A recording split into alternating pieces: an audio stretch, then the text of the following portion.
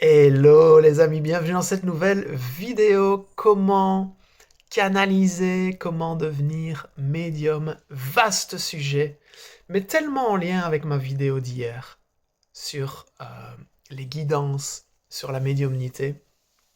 Et j'avais envie de vous partager un petit message à travers cette vidéo, très simple, qui m'a été soufflé par les modes d'emploi de Lulumineuse, qui est une enseignante spirituelle. Vous pouvez retrouver plein de choses sur son site, je vais vous mettre les coordonnées ci-dessous.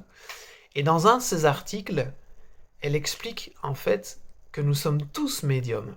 Et je suis convaincu vraiment de la même chose.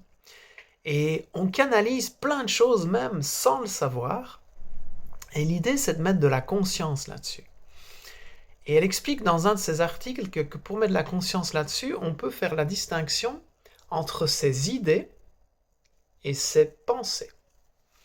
Et qu'en fait, la différence entre les deux, c'est l'émetteur, c'est le destinateur, qu'elle définit comme celle qui destine une chose à telle personne, tel but, par opposition à un destinataire. Le destinataire d'une idée ou d'une pensée qui se manifeste en nous, c'est nous. Mais le destinateur, c'est celui qui destine. Eh bien, c'est différent. C'est-à-dire que quand on a une pensée, c'est nous, le destinateur. Quand on a une idée, c'est notre équipe invisible, divine, notre âme, qui émet des idées. Donc quand une idée nous traverse, on pourrait simplifier en disant que c'est une canalisation.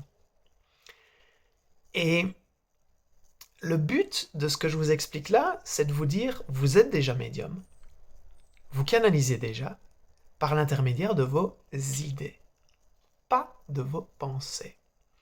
Et donc l'idée, c'est d'apprendre à observer qu'est-ce qui est de l'ordre de mes idées, qu'est-ce qui est de l'ordre de mes pensées.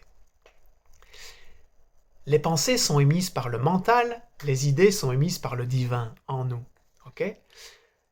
Et ce qu'il faut apprendre sur son chemin de médiumnité, de canalisateur que vous êtes tous, canalisateur, je ne sais même pas si ça se dit, mais bon, vous aurez compris le message, c'est de faire la distinction entre les deux, mais surtout, c'est de donner un contexte qui permet l'émergence des idées. Je ne sais pas vous, mais j'ai beaucoup d'idées qui me traversent quand je passe du temps dans la nature. Quand je passe du temps à contempler, à m'émerveiller. Quand je monte mon niveau d'énergie, quand je change de fréquence énergétique, quand je me centre, quand je m'aligne, quand je fais du sport, quand je prends une douche, quand je suis en lien avec l'eau, ça favorise les idées. Quand je suis en discussion avec certaines personnes qui m'enthousiasment, etc., etc. Et donc, ce que je vous invite, pour élever vos capacités médiumniques et de canaliser, mettez-vous dans des contextes qui favorisent vos idées, puisque vos idées sont votre façon de canaliser. Ok ? C'est aussi simple que ça.